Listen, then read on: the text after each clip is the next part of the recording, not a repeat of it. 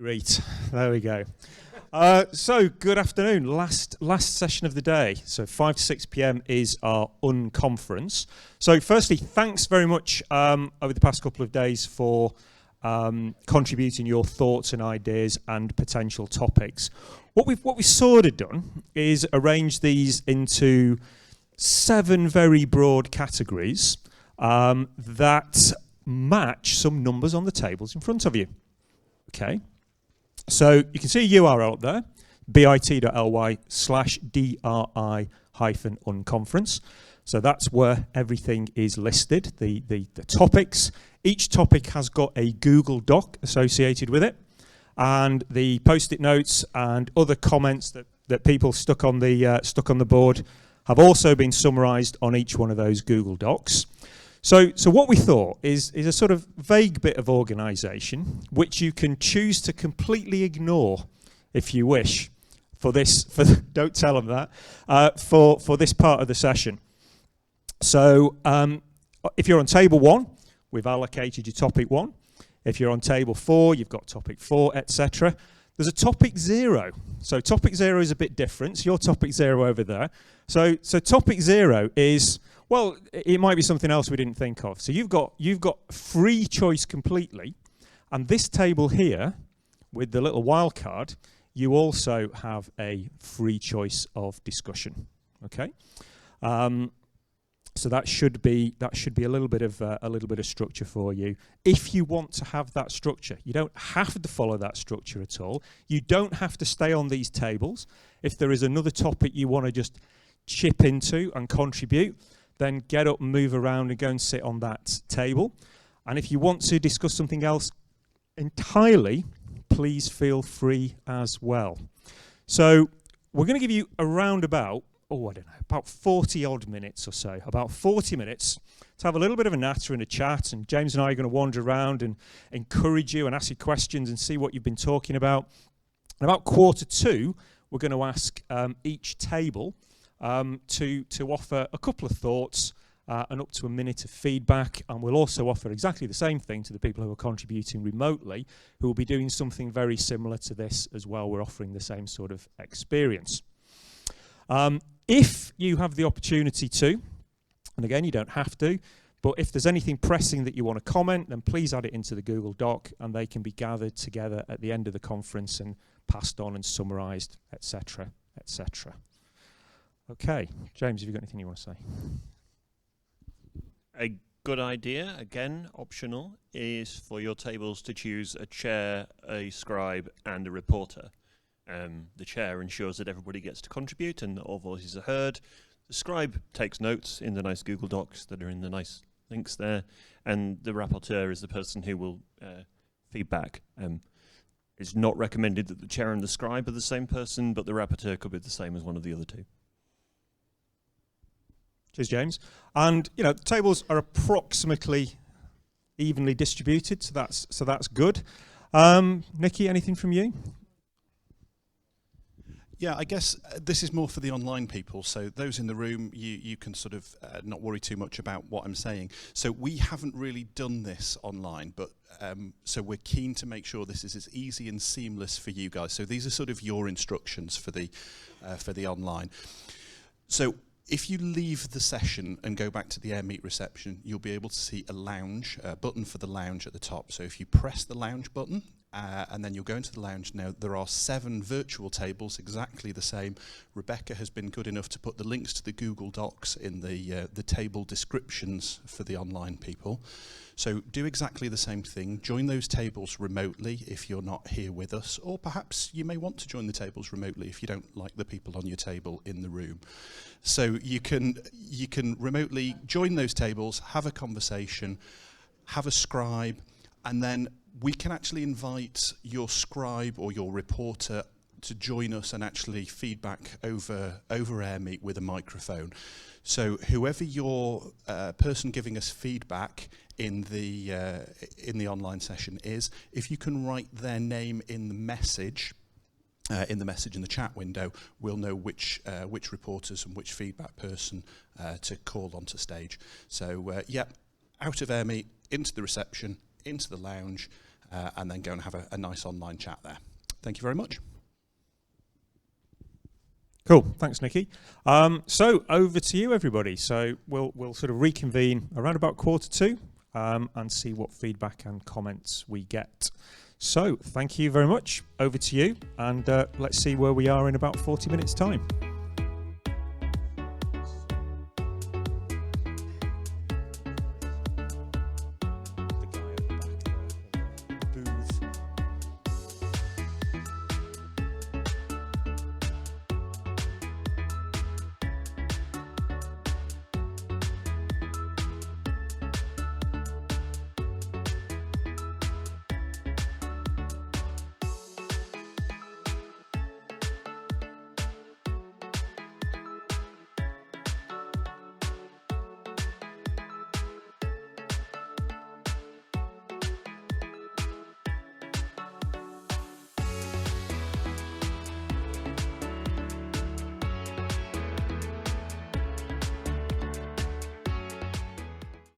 So let's draw things back together.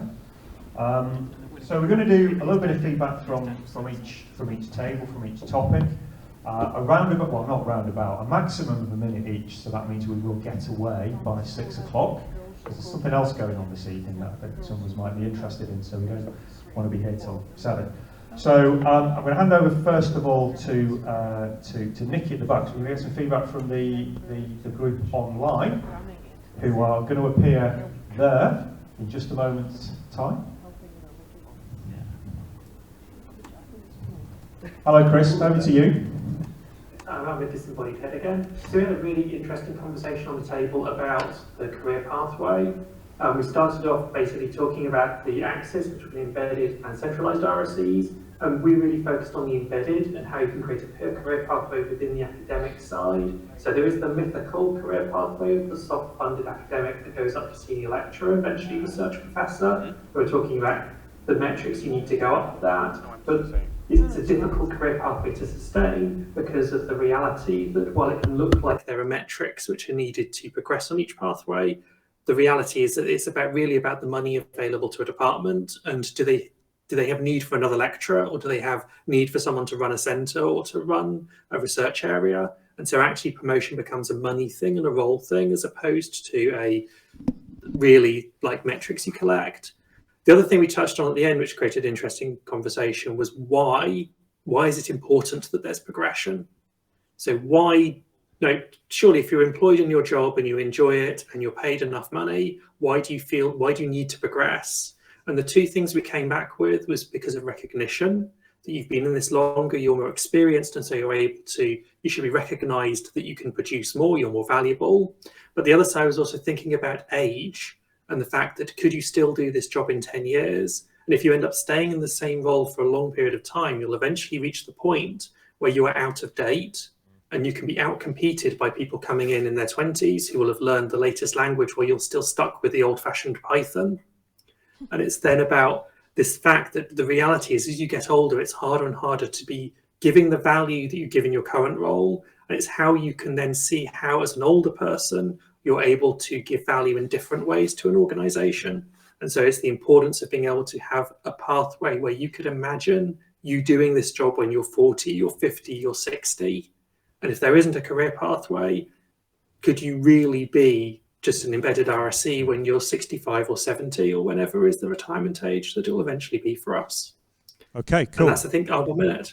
Thank you very much, Chris. I'm going to hand over to table 0 at the back, which is Phil's table. So just a minute from you, please. Okay, we were the anything else you want to discuss, so we discussed anything else. 3 things that we particularly looked at. We looked at publishing RSE outputs and why are we still stuck with papers, basically. And we talked about data science and about how it would be really nice if you had a data set that you weren't just publishing 2D graphs and someone could actually look at it 3D and put their own filters on it and embedding that. We looked at archiving code used in research, trying to reproduce research where you know the library, but you go to that URL and it gives you version 9, not version 0.3 that the paper was done with, and it doesn't do the same methods in the same way. and who should do the archiving. And we also talked a little bit about publishing workflows, so not just explaining what you do in words and not just even giving the script, but actually giving maybe a notebook that does it, so you can literally see what was done and follow it step by step. And also discovered that's been done by some people. Excellent. Okay, thanks. So on to table one here. Table one, remind myself, collaborating with researchers.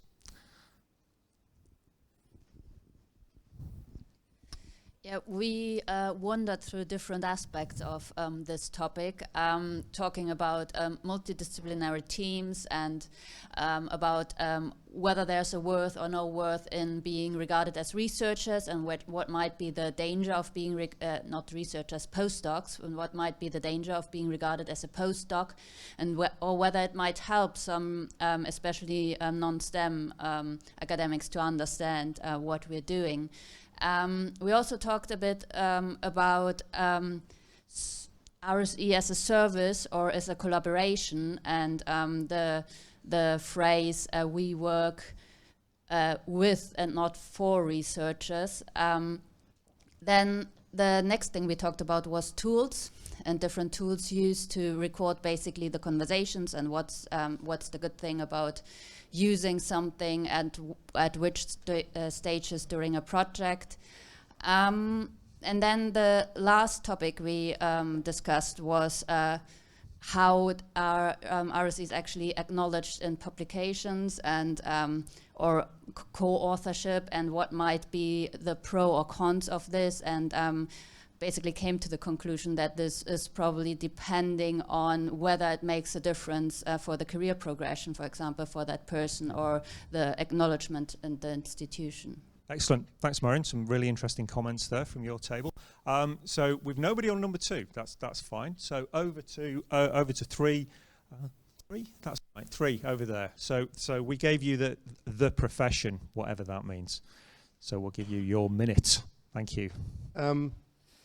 So we began by looking at, are there cases where you get blurred boundaries between RSEs and RIEs, and how that varies from one institution to another or one context to another? So is it like domain specific, or is it are there more generalizations there?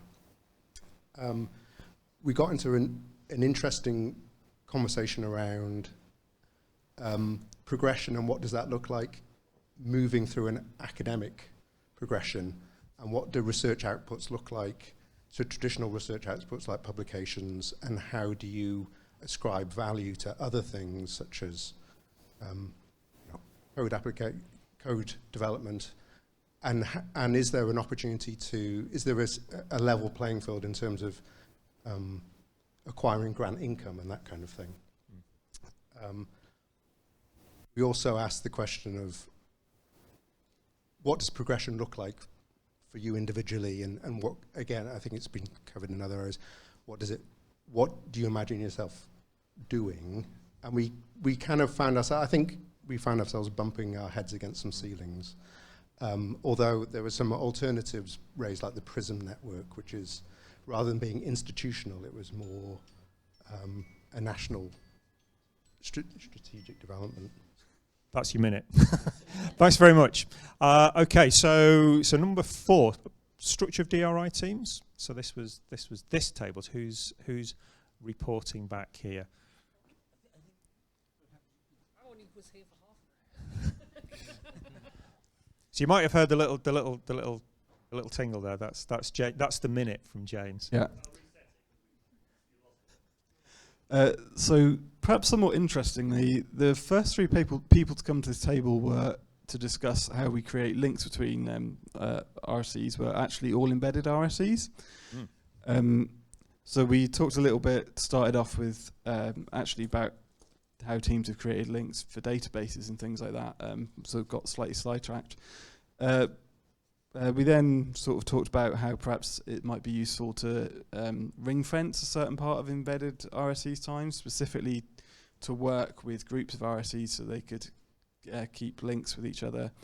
And then I guess we talked about more informal links, things like coffee meetings to make sure people stay in touch, how useful Slack channels are, things like that. And one of the things I brought up was that the Met Office has been pushing community to practice as a way of doing this quite heavily. So we have groups of, everyone who does Python gets together, and everyone who does some particular esoteric system gets together. And very recently, there's one that we've created which basically for all of the scientific software engineers, which is our term for research software engineers within the office, are basically going to be having monthly meetings where we all meet up and discuss something of common interest. That's probably it, I think. Is that you? Excellent. Yep. Well timed. Superb. So we've no 5, so we'll head to 6 or 9, depending on which way you look at it. So this was building a diverse community, which I'm sure was a very interesting discussion. So over to you. Yeah. Oh shit, did I lose it? No, just on a different page. One moment. Okay. There you go. There we go.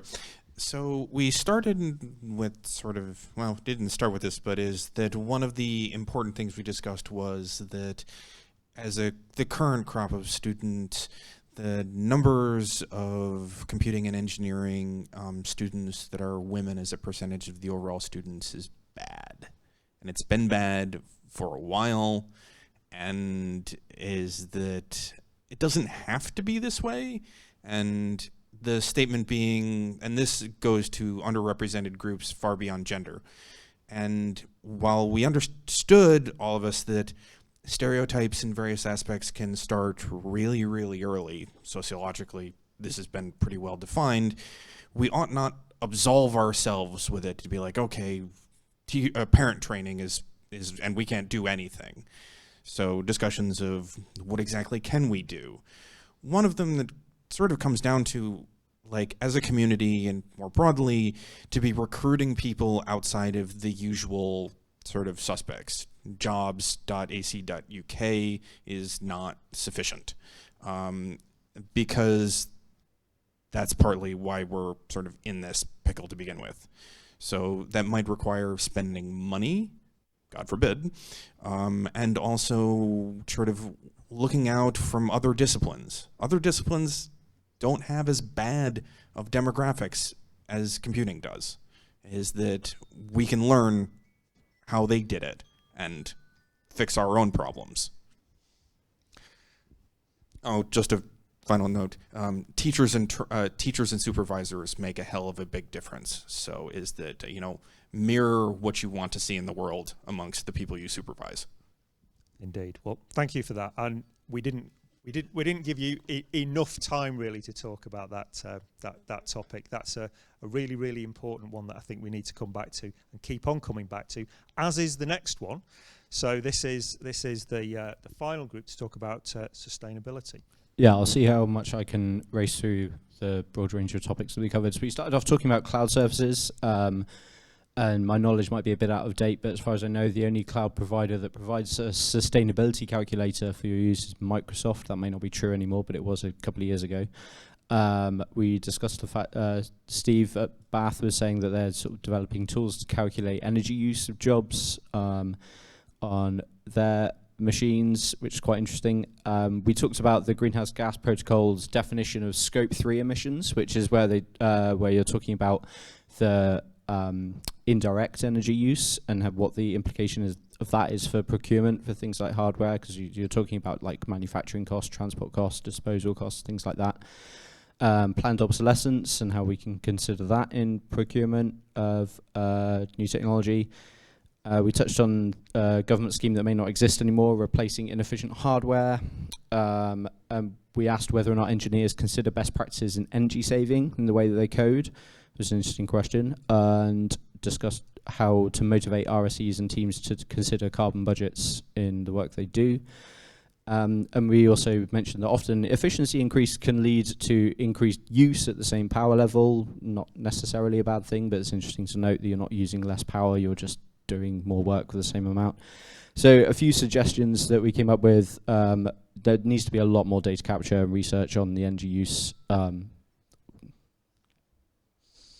Finish your sentence. On compute and the jobs that we do, how much energy is used in the way that it's coded and what makes a big difference. Thank you. There are other suggestions. Read the Google Doc. Thank you very much. And as you say, thank you for that comment. There are, of course, a more full record of the conversations in the Doodle, whoever that is, Google Docs for each topic. So that brings us to the end of the formal part of today, doesn't it? Of course. So it's just about 6 o'clock. So I think this is where we are. This is where we're going to. I'm going to hand over to Nikki, and he's going to tell you what we're going to do for the rest of the day.